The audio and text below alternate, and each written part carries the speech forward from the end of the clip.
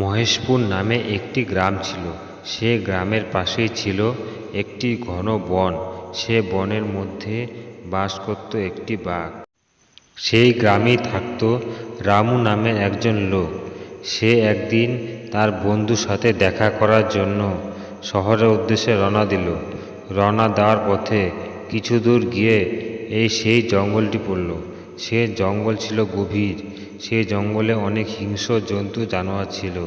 সে সেখানে ভয়ে ভয়ে যাচ্ছিল এবং মনে মনে ভাবতে থাকলো, এই জঙ্গলটা আমার তাড়াতাড়ি পার হতে হবে, না হলে আমার উপরে যে কোনো পশু আক্রমণ করতে পারে। তারপর সে আস্তে আস্তে যেতে লাগলো। যেতে যেতে কিছু দূর এগিয়ে বাঘটি সেখানে বসেছিল। লোকটি ওই পথ দিয়ে যাচ্ছিল।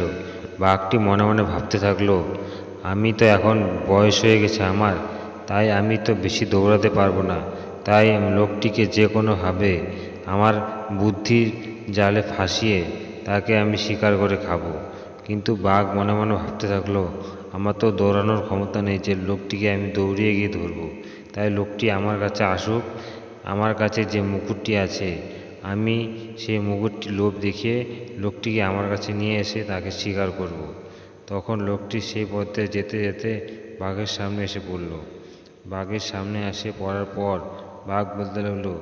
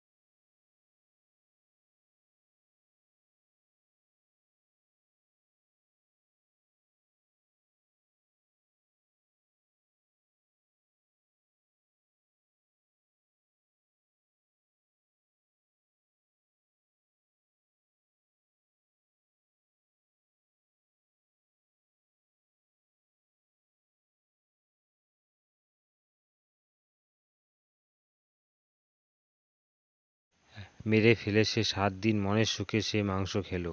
বন্ধুরা, আমার গল্পটি তোমাদের কেমন লাগলো প্লিজ আমাকে কমেন্ট করে জানিও। আর আমার চ্যানেলটিকে যারা এখনও সাবস্ক্রাইব করনি তারা আমার চ্যানেলটিকে সাবস্ক্রাইব করে চ্যানেলটির পাশে থেকো।